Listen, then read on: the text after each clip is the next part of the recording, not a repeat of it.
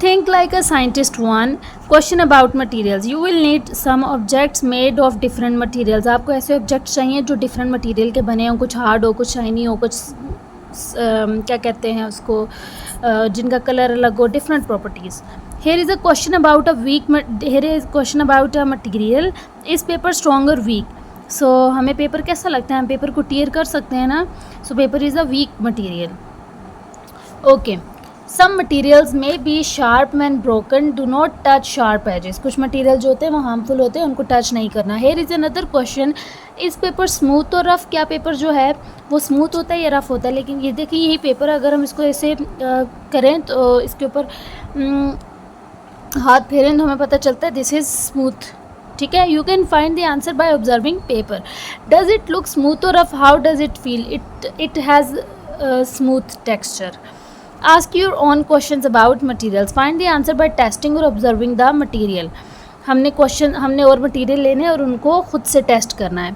Record your results in a table like this. Material, paper, would, paper थी, उसको हमने कहा वो वीक है. इट इज़ स्मूथ और रफ़, तो इट इज़ स्मूथ. अब हमारे पास मटेरियल हमने लिया है जी वुड. वुड क्या होती है? स्ट्रॉन्ग होती है और उसका टेक्सचर कैसा होता है? रफ़. उसके बाद हमारे पास आ गया material that is foam. Foam पता है ना, स्मूथ सी होती है. और it is a weak material, हम उसको भी ब्रेक कर सकते हैं या टीयर कर सकते हैं. How am I doing? Compare your results with others. Do you have the same answers? If not, you could observe और टेस्ट द मटीरियल्स अगेन. क्या आप अपने फ्रेंड्स के साथ मिल के काम करें? अगर उन्होंने भी यही मटेरियल्स लिए थे और आपने भी यही मटेरियल लिए हैं और अगर आपके आंसर सेम नहीं आ रहे तो आप लोग दोबारा उसको चेक करें कैसा क्यों है, दोबारा से मटेरियल्स को ऑब्जर्व करें. ओके जी. Think like a scientist 2. Using a Venn diagram for sorting. Sorting होता है अलग-अलग करना, चीज़ों को उनके बॉक्सेस में सेपरेट आउट करना.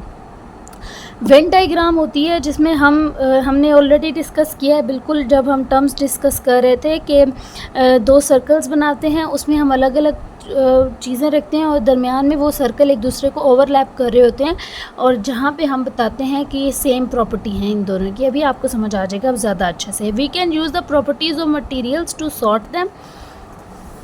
हम क्या करेंगे, मटीरियल की प्रॉपर्टी की बेस पे उनको अलग अलग करेंगे.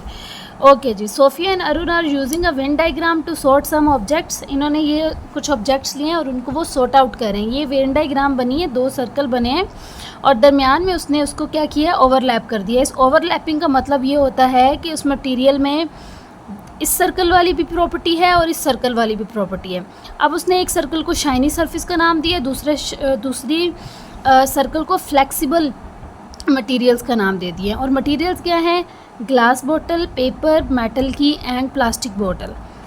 ओके. सबसे पहले जो मेटल की है that is shiny but not flexible, तो उसको हम लिख देंगे शाइनी वाले सर्कल में. ठीक हो गया. उसके बाद नेक्स्ट है जी हमारे पास पेपर. पेपर जो है वो शाइनी नहीं होता बट इट इज़ फ्लेक्सिबल, तो पेपर कहाँ आ गया? फ्लेक्सिबल वाले सर्कल में. उसके बाद आ जाती है प्लास्टिक बोतल. प्लास्टिक बोतल जो है that is shiny and flexible, हम उसको उसको बेंड भी कर सकते हैं और शाइनी भी है, उसकी चमक भी होती है. ठीक है. तो उसको हमने लिख दिया सेंटर में, यानी कि वो शाइनी भी है और क्या है, फ्लेक्सिबल भी है. लास्ट हो जाती है ग्लास बोतल, यानी कि शीशे की बनी हुई. तो इसको हम किस में रखेंगे, शाइनी में या फ्लेक्सिबल में? देखें, ये शाइनी तो है, ठीक है, इसकी एक ब्राइटनेस होती है, चमक होती है, जब लाइट इस पर पड़ती है तो रिफ्लेक्ट होती है, लाइट हमें नज़र आती है, डल नहीं है. लेकिन क्या ये फ्लेक्सिबल है? No. So it would be consider in shiny surface. इस तरह से हमारे पास ये टेबल जो है वेन डायग्राम कंप्लीट हो जाती है. दरमियान में आगे बोतल, इधर पेपर की एंड ग्लास बोतल. सॉर्ट आउट होगी ना चीज़ें, यही सारा इधर नीचे भी लिखा हुआ होगा. Okay. Where should the glass बोतल go? Choose 2 different characteristics of material and use a Venn diagram to sort some objects. मैंने इसी की कंटिन्यूएशन में दो तीन और मटेरियल्स लिए हैं, silver, plastic sheet and clay. और भी ले सकते हैं आप, ठीक है, डिफरेंट मटेरियल्स ले सकते हैं. ओके जी. सिल्वर क्या होता है? सिल्वर हमारे पास एक शाइनी मटेरियल है, ठीक है. सिल्वर कैसा मटेरियल है? शाइनी मटेरियल है. तो हम लिख देते हैं जी सिल्वर को शाइनी वाले सर्कल में। नेक्स्ट है हमारे पास प्लास्टिक शीट। प्लास्टिक शीट पता है ना, जो बुक्स को कवर करते हैं, प्लास्टिक शीट होती है, ठीक है, उस बुक्स वगैरह को, नोटबुक्स को कवर करने के लिए यूज़ होती है। तो प्लास्टिक शीट जो है वो हमारे पास फ्लेक्सिबल भी होती है, हम उसे बेंड भी कर सकते हैं, उसके अलावा वो शाइनी भी होती है।